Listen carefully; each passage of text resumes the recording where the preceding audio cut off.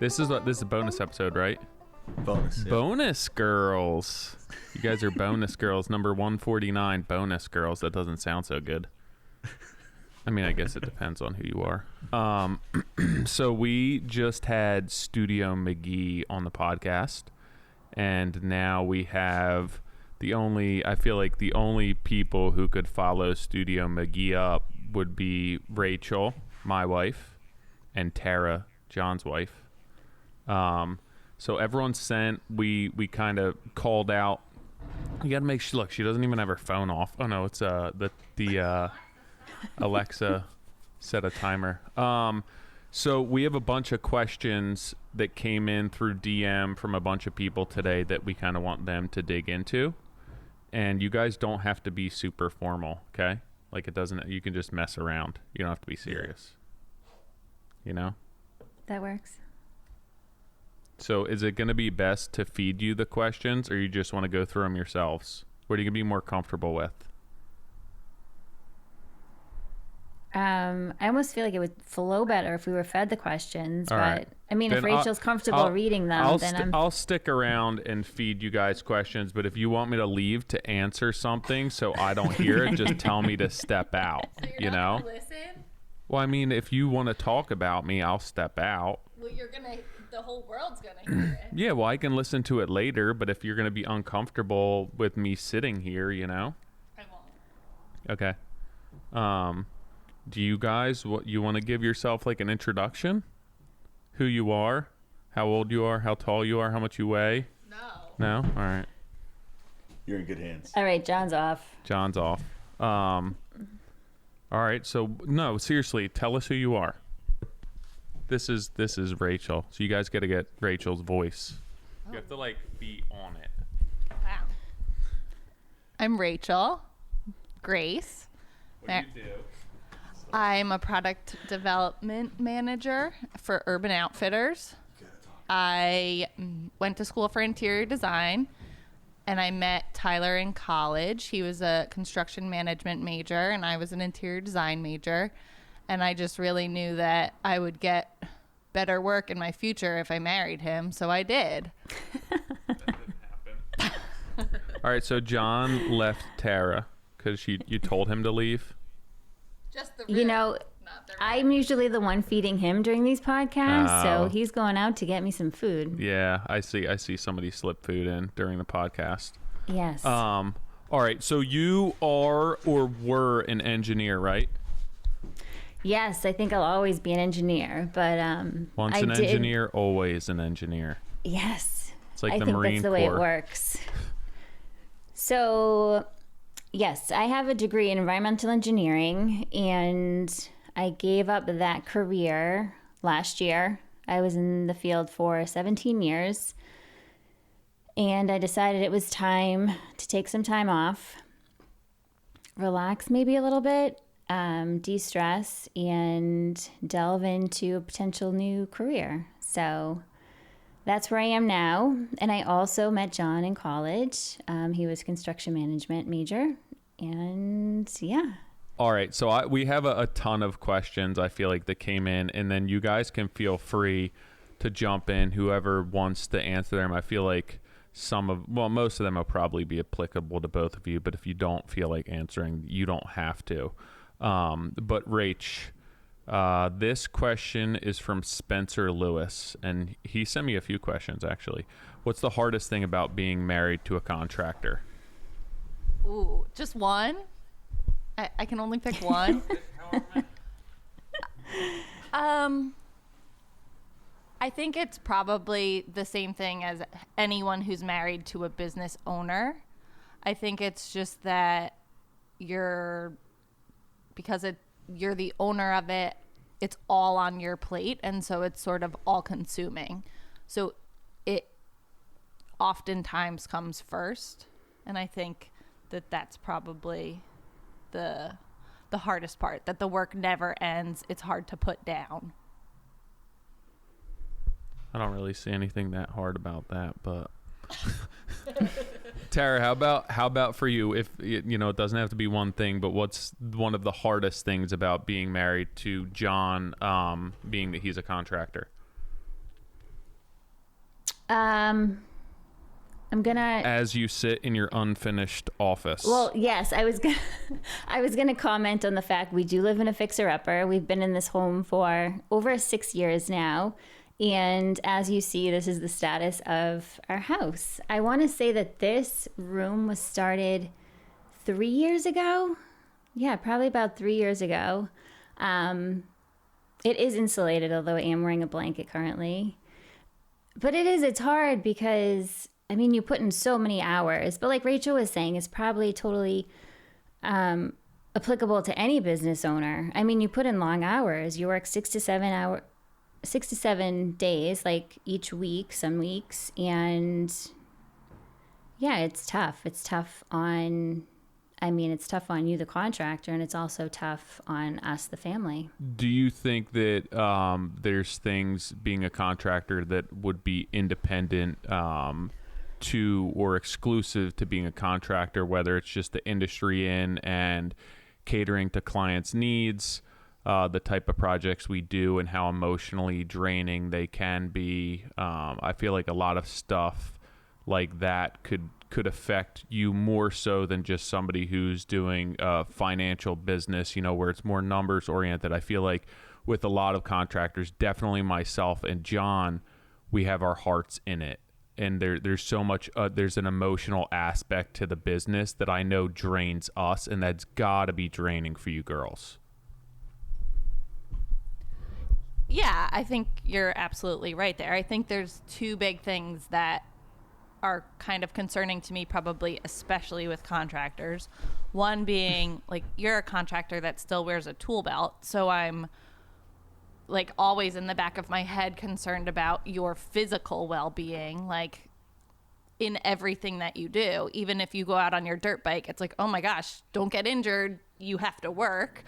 Or you're patching a roof and I'm scared you're gonna fall off it. So there's a big physical concern. And then I think the fact that, like you said, your heart's in it, you're fixing up other people's homes, and as a homeowner yourself, you know what it's like when you feel displaced in your home. So I think your concern is always making sure that your customers feel comfortable in their home while you're there. So I think just that's always a concern for you, so that comes home with you also.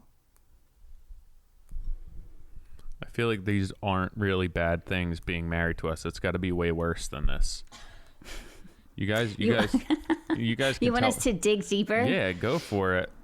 So realistically, I think that this will be the first time you guys come on here, and I know it's going to be difficult to hop on, and it's not what you do, so it's going to be somewhat uncomfortable to get into things. But I think, so we have a lot of listeners who tune in, and whether they're young families and they have kids, or they're struggling with balancing work with being married and having children, or the struggles of business come home with their husbands or wives, I think that a lot of people look to us to commiserate in a way, that they don't want to feel alone, that they just some insight as to what the day-to-day operations look like. And is it normal, for my husband to be in a bad mood for 2 days when something's wrong on the job? Or is it normal for him to be out of the house at 8 a.m. and not come home until 8 p.m? I think that a lot of people are just curious, what's this look like for other wives of contractors, or what's it like with somebody who's this passionate about what they do and how that affects them? Because I know that what I do affects Rachel's day-to-day life. What I do affects my daughter's day-to-day life. Every decision that I make, or if I'm not home, is affecting their upbringing and everything else. And I think it's super important and insightful for these people to kind of hear the actual truth as to what it's like, and like the sacrifices that you guys have to make. Not just, living in an unfinished house, but there's gotta be things that you guys sacrifice or just know not to ask or not to require of us, because that it's gonna be an issue. So you aren't gonna hurt our feelings, but definitely feel free to disclose that. or anything that you're feeling along those lines. I can try and lob you guys some easier questions to start with. No, I can jump on that. Okay. What you just said. So I'm not sure how many years ago I joined Instagram, and believe me, I am not on Instagram to post things. I have 4 posts to date. But I initially joined Instagram because my husband used to story a lot more. And he would typically story like when he was leaving the job site for the day, like closing the gate, that kind of thing. So I was following him to know when to expect him to be home. Otherwise, I would have absolutely no idea. And since then, since he doesn't story as much, I do find that I give him the flexibility of just coming home when he comes home. I don't call him and check in on him because I know it adds stress to his day. I know he's wishing he was home and he's just not. So I don't want to call him and be like, oh, you're not home yet. Like, I understand why he's not home. Like, I used to work crazy hours. And so I can definitely like relate to where he is. But the other thing is that because I now have taken a year off and I can see things from a different perspective, I'm trying to have him see things differently and say, hey, you're home for the podcast Tuesdays, every Tuesday at 6:00. How about you're home every Thursday at 6:00 to, go do a workout with your son? Because we have 2 boys, 9 and 13, and the 13-year-old's going to be in high school next year, which is crazy to think. And so these are the times I don't want him to look back on and wish that he had spent more time with the boys. He does coach my older son in hockey and lacrosse, so he spends time with them then. But I know he wishes he was home more, and that's hard on him.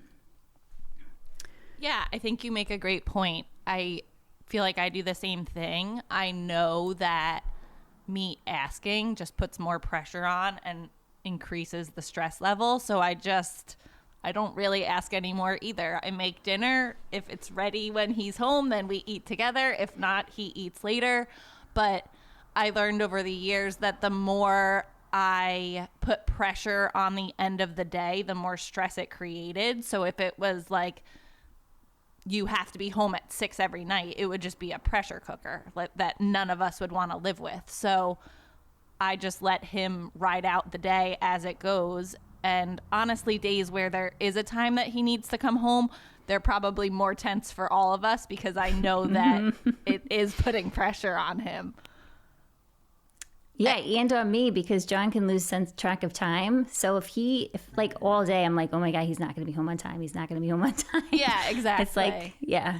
Well, and I've also learned to, like, if he says, okay, I'm just going to start to clean up, I'll be out of here in 30 minutes. I actually know he'll be out of there in 90 minutes. It's so funny Probably you say that. More. Yeah, because John used to, he used to give me like a time, like, oh yeah, same kind of thing, like 30 minutes. And I knew like at a minimum, it was at least double that. So yeah, that's funny. I don't think that that's intentional. I think maybe it's habitual that we put way too much on our plate that's impossible to kind of actually complete in a day, and we just have unrealistic expectations of getting done. But you start cleaning up, and then there's one more thing you should do, and you don't want to forget this for tomorrow. And then by the time you realize it, it's an hour later, and you still have to clean up more.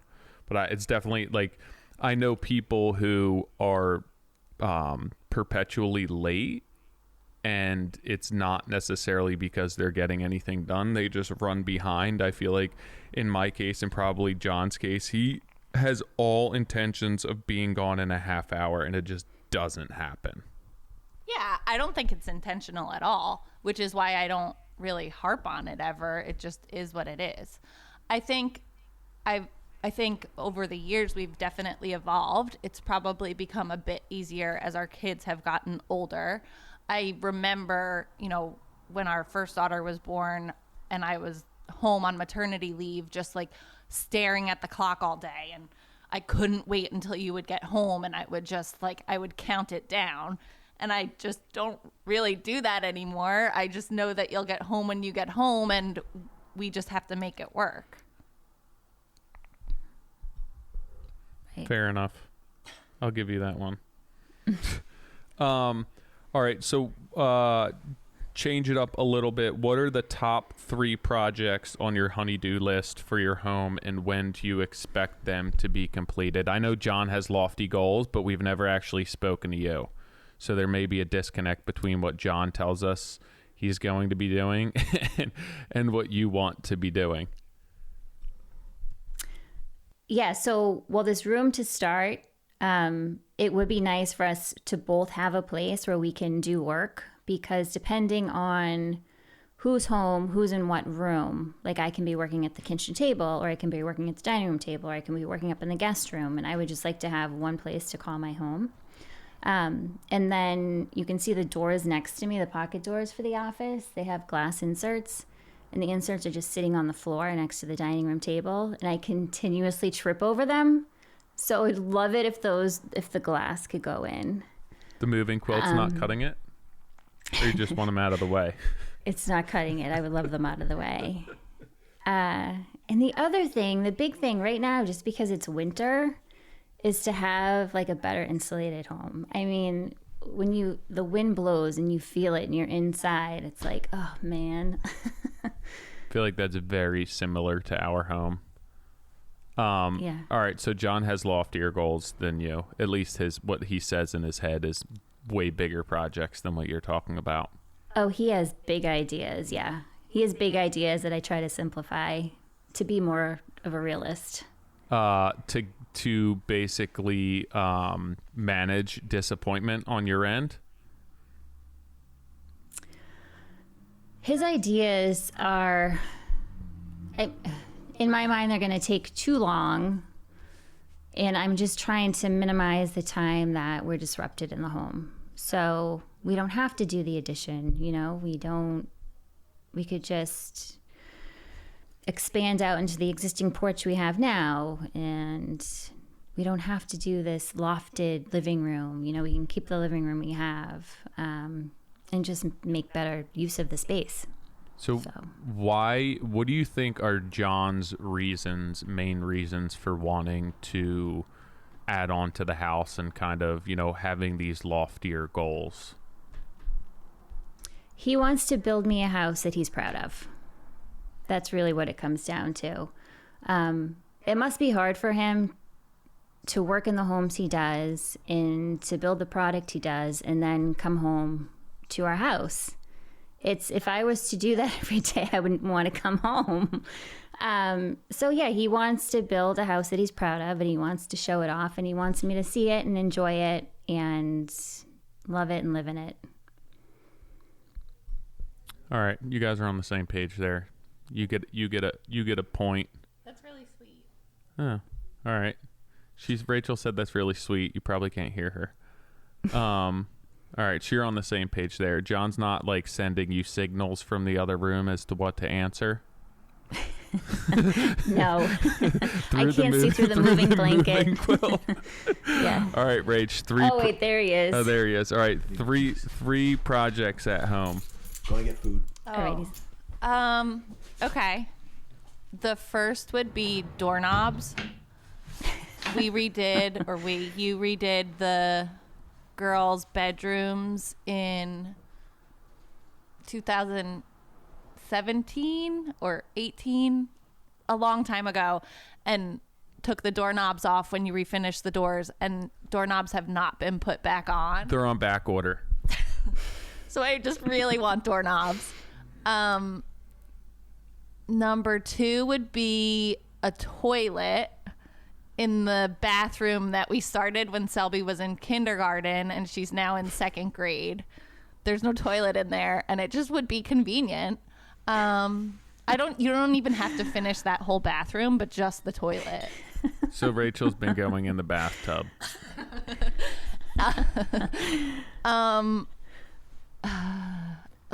The third would be just weather stripping on our exterior door. That's on my notes. There's like a full, like you could slide a ham sandwich under it. There's a full 2 inches.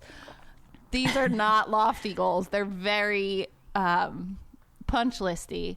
I think that brings up a good point where things like that I think maybe someone who wasn't married to a contractor, like a fun project would be for them to put doorknobs on. I have a mirror that I've wanted hung for 6 months that, like, me asking you to hang a mirror, because every project turns into like a TRG production and there's like scaffolding involved when I just want like a mirror hung. So anything that I ask to do turns into like you putting on your tool belt and your suspenders, and then a 4-hour production, and then a diatribe about the fact that you just worked for 5 days and now you're working on Saturday, where really it's just like a chore that any other homeowner's doing of hanging a mirror.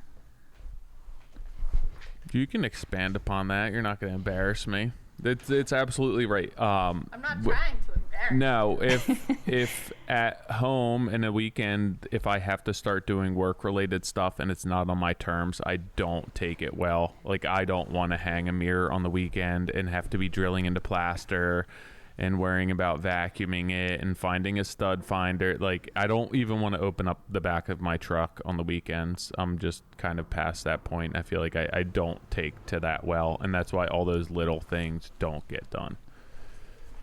You know, it's easier just to not start them. And so I just have stopped asking, but then I resent you every time I look at the mirror that's just resting on the dresser and not hanging on the wall. Tara, I want your opinion.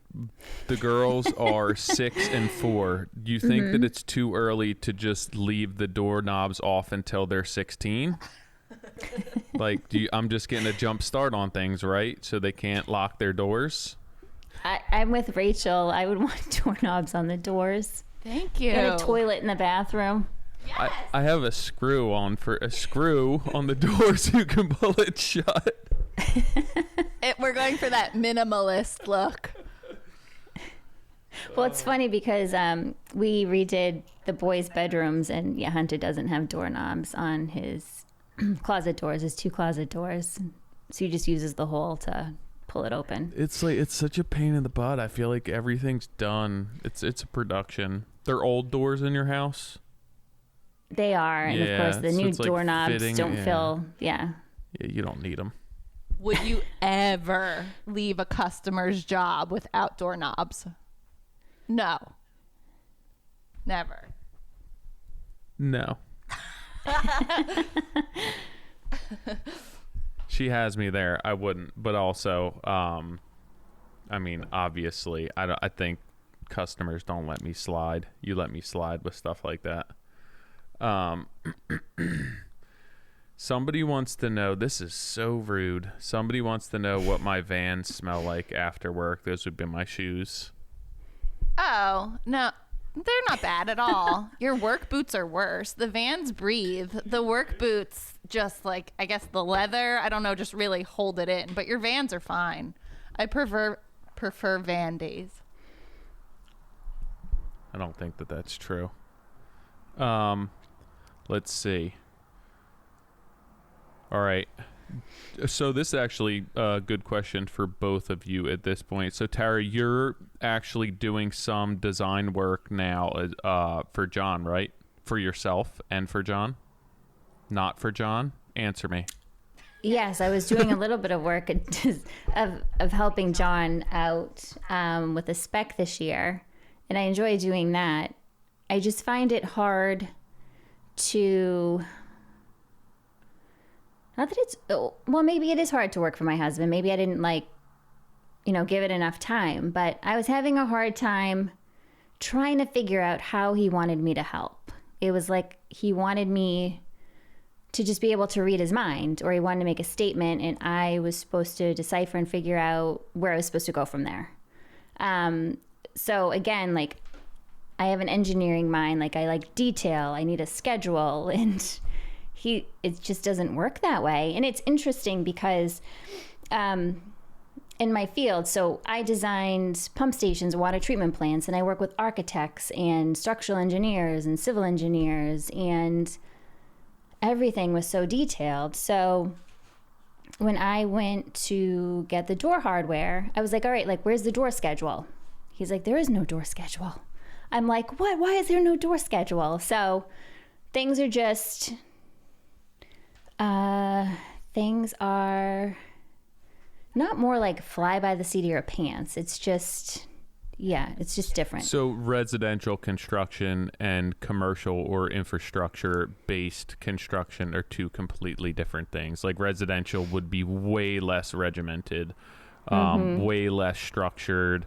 There's usually the budget gets spent on labor or finishes and not on designing or scheduling those finishes to kind of maximize that, where I feel like in commercial construction or what you were doing, that most of the money is, there's a lot more budget allocated towards design and developing a plan than residential construction. So I feel like I could definitely see where your mind would want like things to be nice and neat in order, and being used to that, switching to residential construction, I feel like you'd be like, this is a shit show. Right. Right.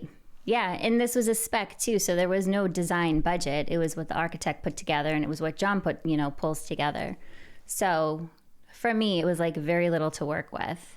But what do you think part of the challenge was also that it was working with John, like that it was a spousal arrangement as well? I'm sure that was part of it. I mean, if I was somebody else, maybe he just would have been like, hey, listen, this is what you got, go with it. But he was like trying to be nicer to me and like give me the time to figure it out. And did you hear that, Tyler? He was trying to be nicer to her. See, we have the opposite. I feel like when we work together, it's like he doesn't have to be nice. So, no, that's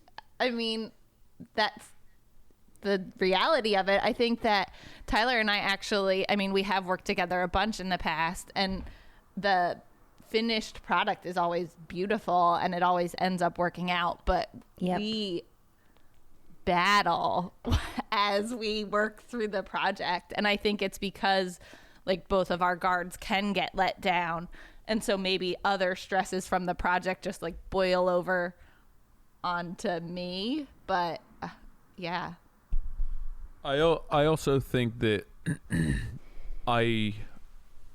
what you said about John expecting or wanting you to kind of read into his mind, that I probably make you feel that way a lot.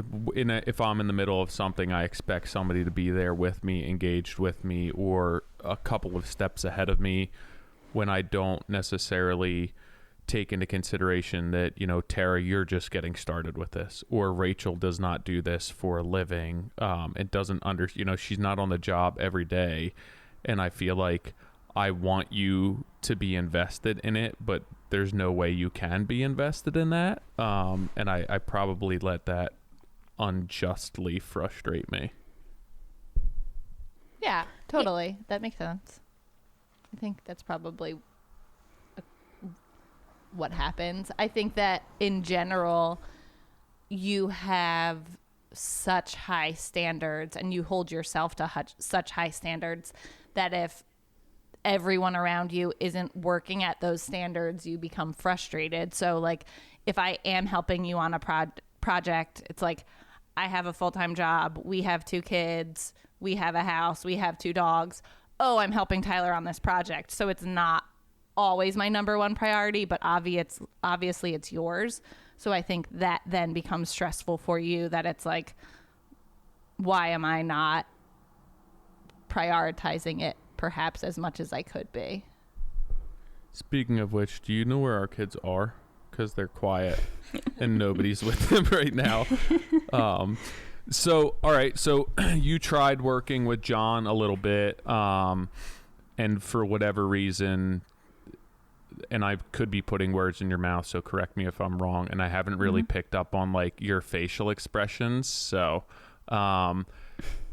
you took another direction at this point, right? Yeah, so currently I'm helping out another designer. She's been on the podcast, Amy Lynn. And yeah, I enjoy working with her, and I'm helping her put processes together to help her grow. And I think she's going to be hugely successful. So are you helping on the design end, or are you mostly helping structure her business? Currently, yeah, we're working on structure because she did just hire another employee. So it's really putting everything in place right now. So when people are hired, in the future, it can just, everything's going to work. It's going to be like a machine. And then the design work will come as well. So do you have a background from doing that with your work before, or you just, that's the way that your brain operates? In a design sense? No, as far as like structuring her business. Yeah, definitely in structuring. And I was in a PM. When I left, I was a PM and I was a team leader. So I had a team of people under me, and I got a better sense of how, the company itself I was working at runs. And then, being a PM, there were so many processes put in place. And so I'm hoping that I can bring, my knowledge and experience to her. Have you tried to ever get involved in John's business in that way, or has he ever asked you to? Or I do feel sometimes like me having a corporate job, like there are certain issues that Tyler has that we just think of so differently because we work in such different environments. But sometimes I feel like I can contribute in a way that maybe he hasn't thought of. So are there times where like, John's coming home and venting and you're able to like put that hat on and help him out in that sense? Yeah, occasionally it happens. John's pretty good about not bringing work home with him. Or I go to bed earlier than him. So he'll pick up the design plans and start sketching stuff out, typically after I'm already upstairs. But there are the occasions when he has something open. He's like, hey, what do you think? And I'm like, oh, no, it'd be cool if, you could change this layout here and the better flow. And yeah, I'll help where I can. They're so sweet. They're such a sweet couple. It's just for the podcast. It's not actually like this in real life. That's why John left. We don't really see each other much. So when we do, it's like, all right, we feel like we have to get along. That's why you're so happy. So what I know that you briefly touched on it, that you wanted to get out of what you were doing and try and find something that,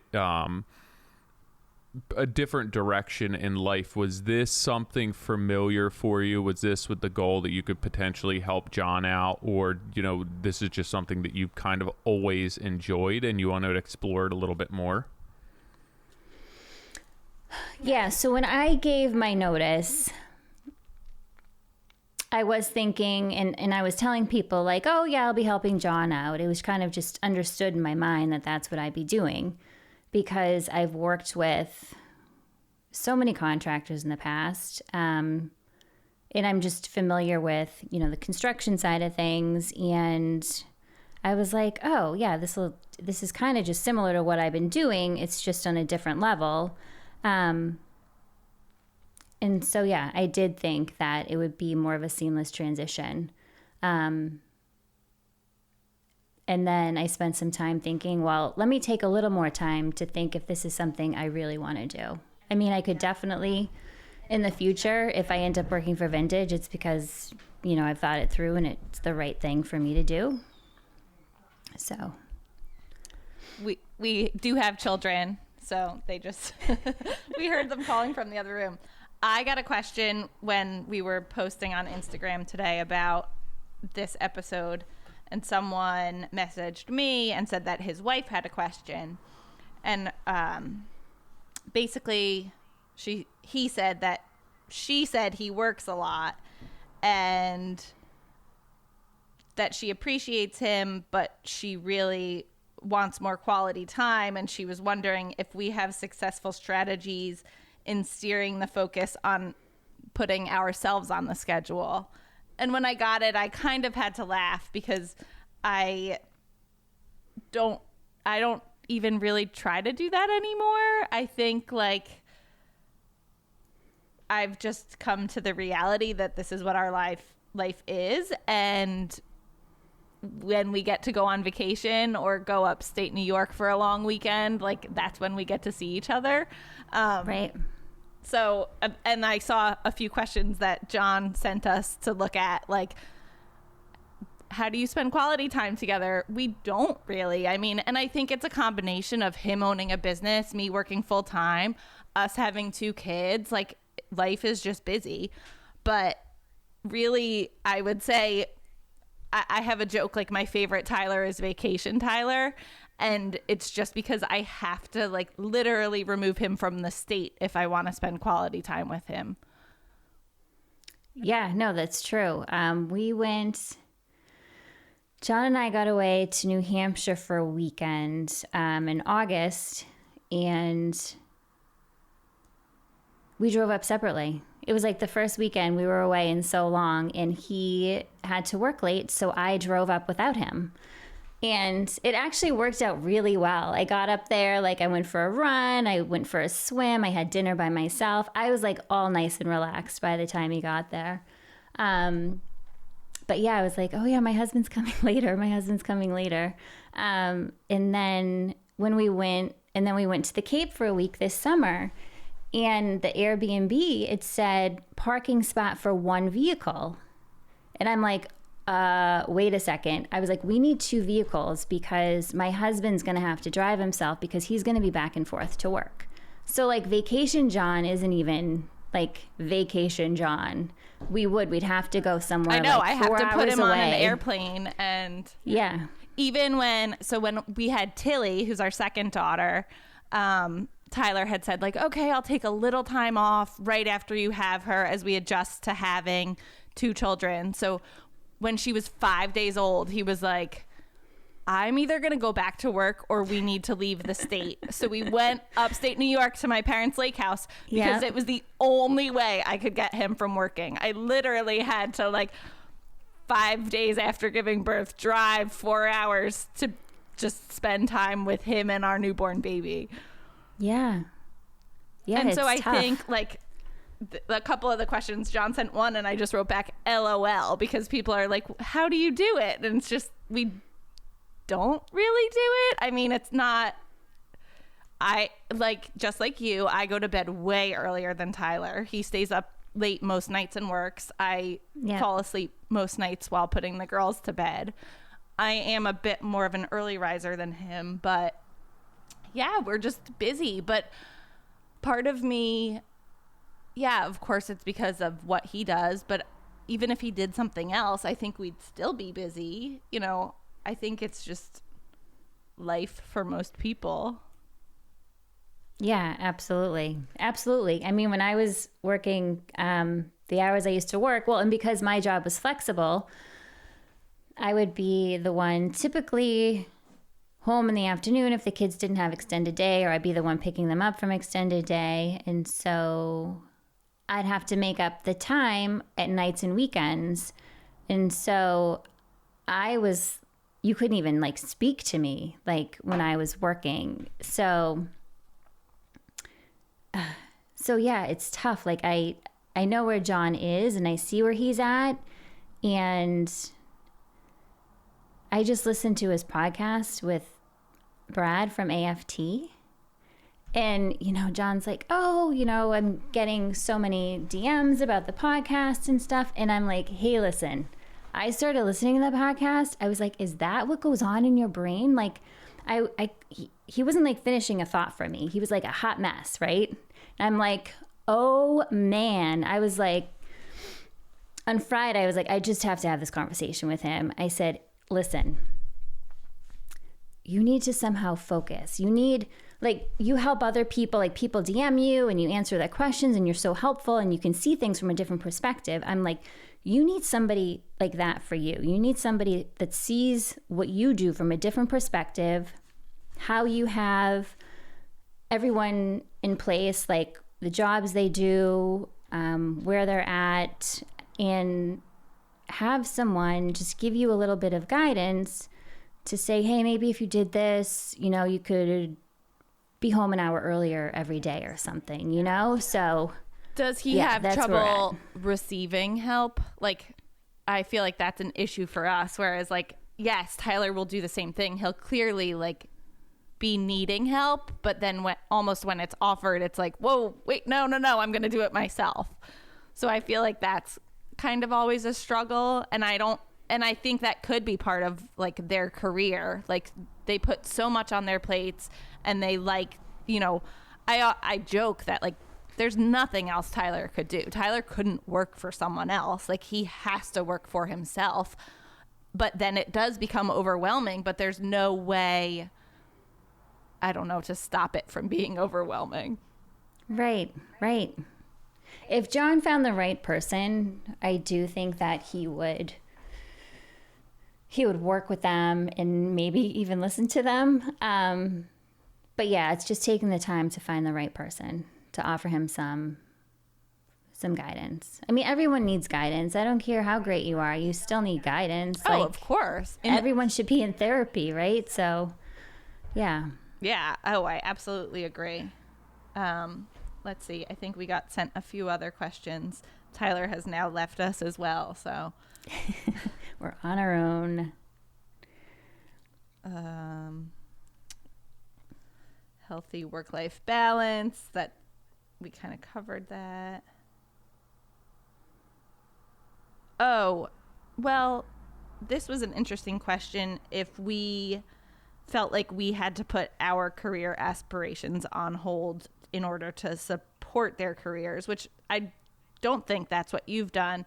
And I think it's like the opposite of what I've done. I think seeing Tyler work so hard has sort of made me want to work hard, and really lit a fire under my butt. I think, you know, just a little backstory on us. When I got the corporate job that I did, it was because he was a couple years into starting out, but we were paying private health insurance and it was so expensive. And so we had just had a baby and we were like, I have to get a big girl job and get health insurance for our family.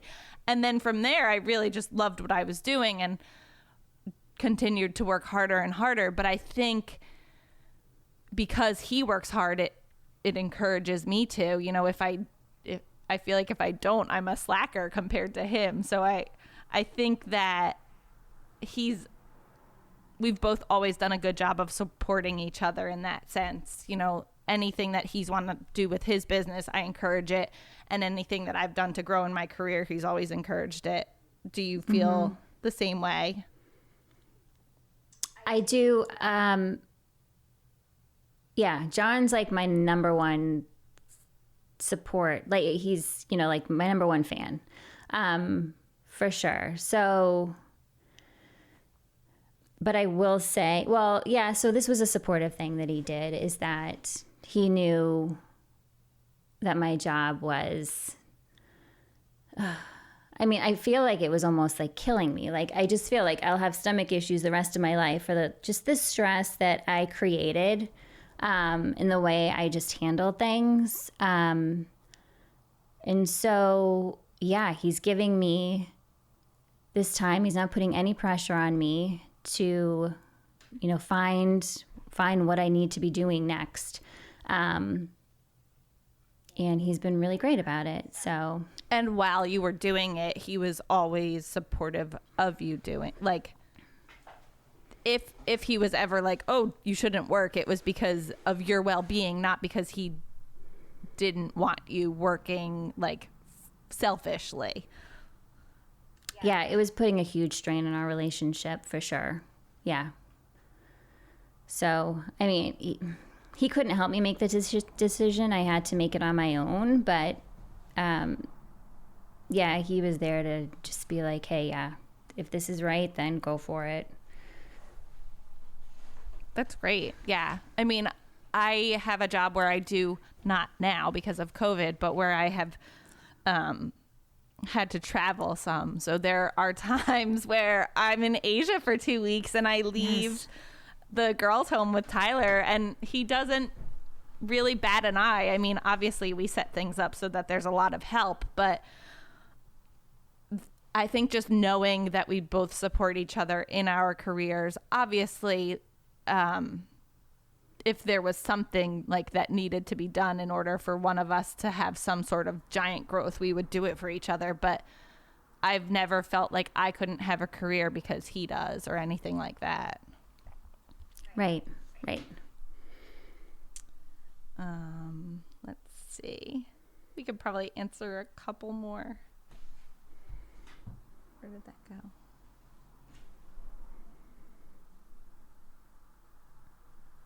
Has your husband's love of the craft rubbed off on you?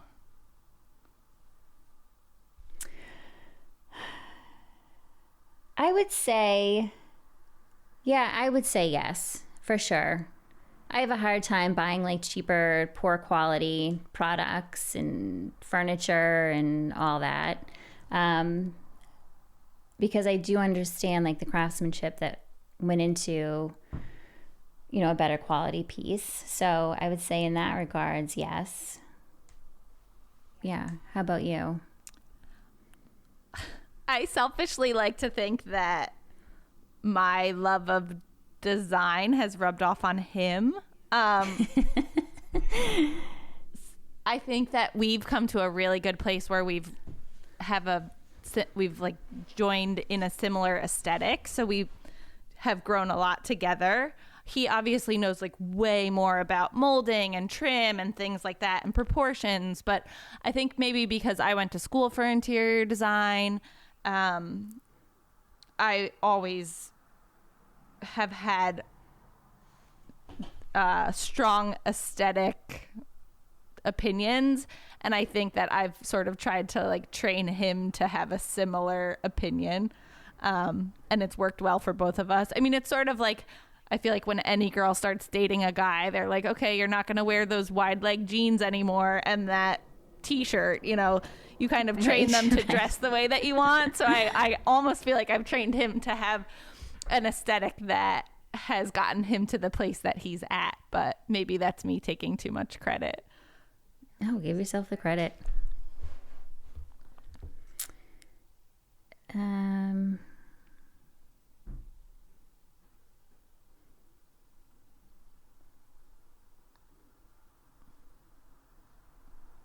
We should give a shout out to Meg too, who couldn't join us tonight. Yeah. We're missing the third. I know. Meg and I used to always joke that we were going to start a support group for wives of contractors, like similar to AA. Right. Because there would be nights where our babies are similar ages. So I would be texting her like late at night, like trying to put the baby down. He's still not home. Right. Yeah. Right. Or like always on his phone, that kind of thing. Yeah. Yes. Or often I'm like, who are you talking to? And it's always John or Nick. And I'm like, oh, okay, fine. Yeah, there's that too. I mean, they are a great support system for each other. So yeah, thank goodness they have each other. Yeah, I definitely appreciate, John having Tyler and Nick in his life. I think there are so many times where there used to be things that he would try and bounce off of me that now he just doesn't even come to me. He goes straight to them. Right. Or right. we'll be in a conversation and I'll like start to say my opinion and he's like, but John said, and I'm like, oh, okay. go that route instead.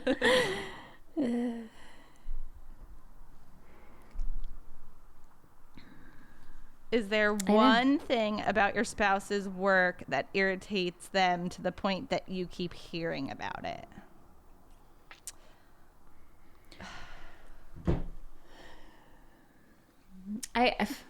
So that one's hard to answer, but I can say one of my husband's biggest stresses is, getting paid from clients. And he doesn't like to bring that home, but occasionally I'm like, hey, what's going on? You've been quiet. And he will just say, hey, I have so much money out there. And so just trying to get clients to pay on time is probably his biggest stress. Yeah. Oh, we feel that as well. I think another one is, or one thing that I've tried to stress over the years is like there will be someone that Tyler begins to work with and the project hasn't, taken off yet. It's just still in the design phase, or he's gone on a couple estimates to their house or measured a few times. and it's just like they're already not vibing, and I'm like, don't do this project. It's okay to stop it now. Yes. Like, don't get in too deep. This isn't going to work. And if he has proceeded with that project, it never, like, it's always a torture for him. And I'm like, I told you the second time you measured there that this was not going to be like your favorite customer. So Right. I think just like for me, that one is probably like judging customers before they become customers. Yep.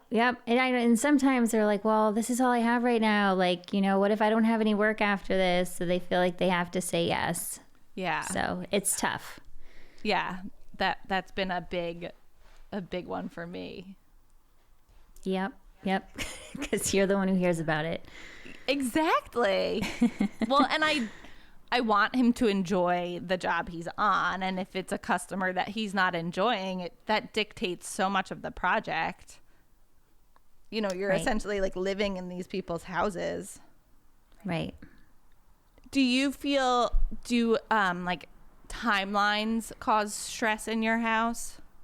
Like, can you tell where he's at in a job based on his moods? You know, occasionally he's kind of hard to read in that way. Like I said, he tries not to bring the work home with him. But yeah, if there's a move-in date, you can kind of feel it. He'll be leaving the house a little earlier in the morning. Yeah. We're at the point in the job where it's like the end. And one thing, I mean, I even learned this about Tyler when we were dating in college, is he does have trouble sometimes like seeing the light at the end of the tunnel, where I like thrive on that. Like, I'm very good at seeing the light at the end of the tunnel, and it's hard for him to see. So he's at a point in the job now where it's almost over, and that becomes overwhelming, that like, you know, then it becomes like a longer list of quick punch list things.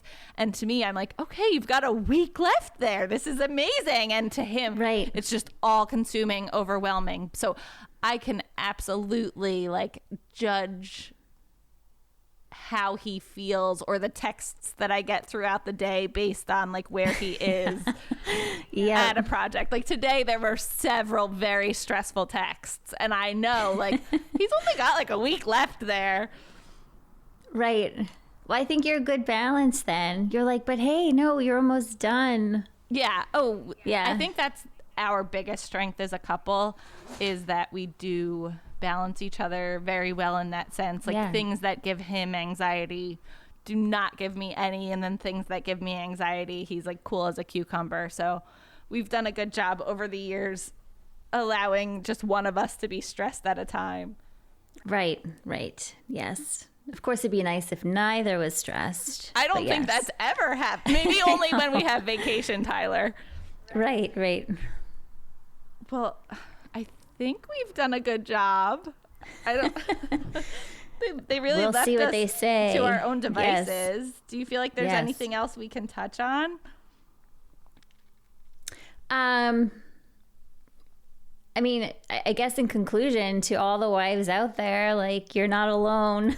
Yeah, seriously. I know if your husbands are messaging John, Nick, or Tyler asking for advice on insulation, you can message me or Tara, and I'm sure Meg, on advice on how to deal with them, because I think Right. just even like you said, venting or, you know, going to therapy, things like that, I think it is really important. But finding other, you know, wives in your lives, or, you know, spouses that you can vent to about what they're doing is really helpful. I think having other people that understand sort of the flow of your family or the stresses that you're dealing with, it's important. So I think that was one thing that Meg and I always, it was nice for me to just know that she knew exactly what I meant when I felt either lonely or stressed or things like that. So Yeah, definitely. You need a support system for sure. you can reach out to us. We can Yeah, and maybe Meg can shed some of her own opinion the next time we do this. Yeah, hopefully they have us back. Yeah, I know. Well, yeah, right. I know they might I'm listen to assuming they're going to this have us back. So, all right. Well, Rachel, was great speaking with you. I know. We always kind of feel that we wish we lived in the Boston area because you guys are all up there together. But maybe one day we'll make it to New England. Exactly. Until then, you'll keep cracking me up on Instagram. So, Well, so yeah. Thank you. I don't know actually how to end this, but I can get Tyler back in here. I'm sure they can edit all of that.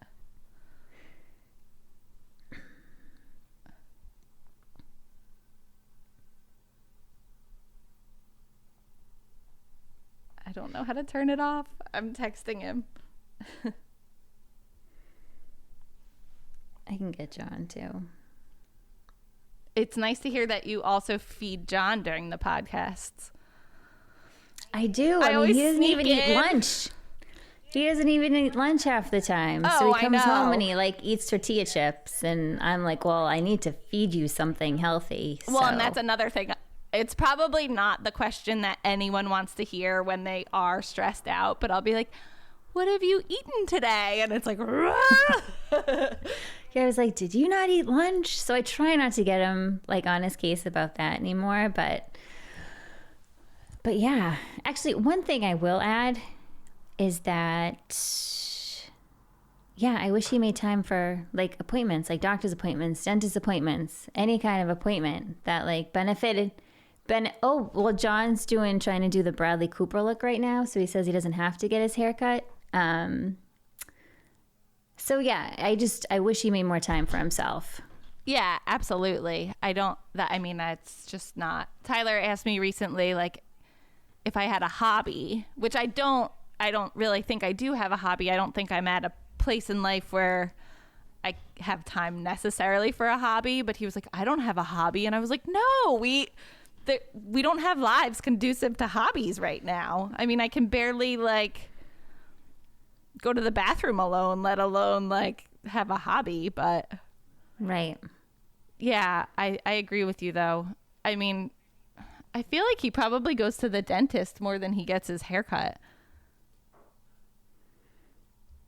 His hair looks pretty short right now. We had an incident. He finally did. He did get it cut, and they took a little too much off. And it was the day of our Christmas photos. Oh, of course. Yeah. You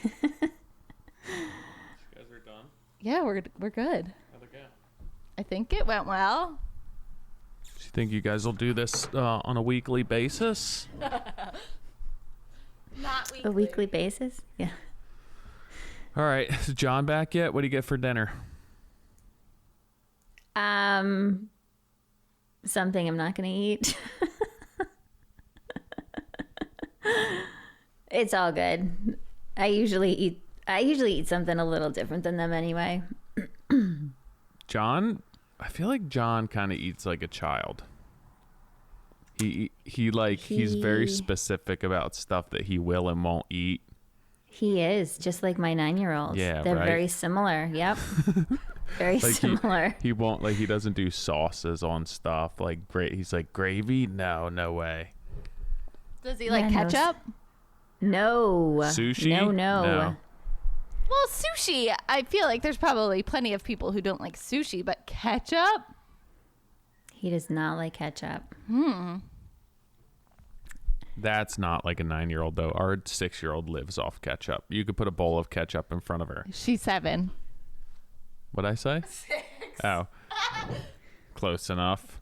I feel like she would eat ketchup like it was cereal. Yeah. All right, so who do you girls get to sponsor this one? Oh my God, are we supposed to read that? No. Rachel said, are we supposed to read something? All right. Well, what?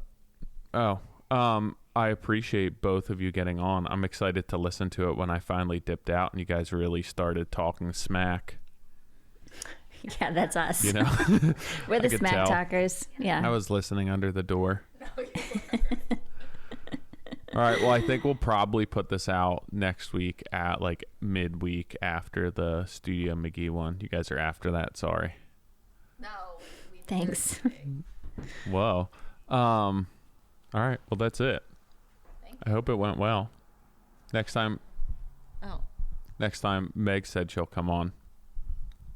I hope it went well too. I hope we don't disappoint your listeners. Rachel doesn't get that you have to like eat the microphone. I don't. All right, Tara. Well, thank you for taking time out of your night and letting John take time out of his Tuesday nights with you guys every week. Yeah. Well, and thank you for being there for him, Tyler. For sure. I know he relies on you, so. Yeah. Well, I feel like there's not a lot of people that the three of us lean on that much. Obviously, you girls and then us three, but it's important. This is it's very. I think that what we do, especially when we care so much about what we're doing and care so much about our customers, it really is mentally and physically draining on us.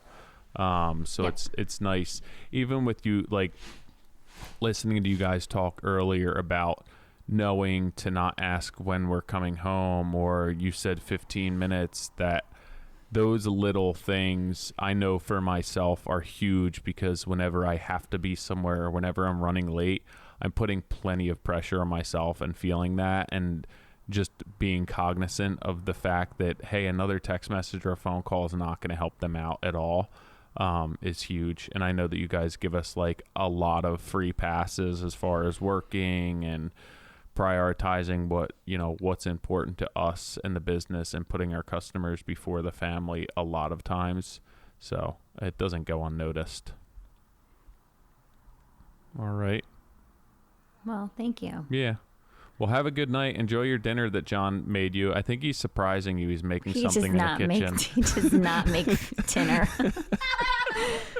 All right. Well, have a good night and good luck with work. That's exciting. Yeah, definitely. Definitely exciting. All right. Have a good night as well. Thank you. And happy holidays. Thank you. Bye. Bye-bye. Bye. Bye, Rachel.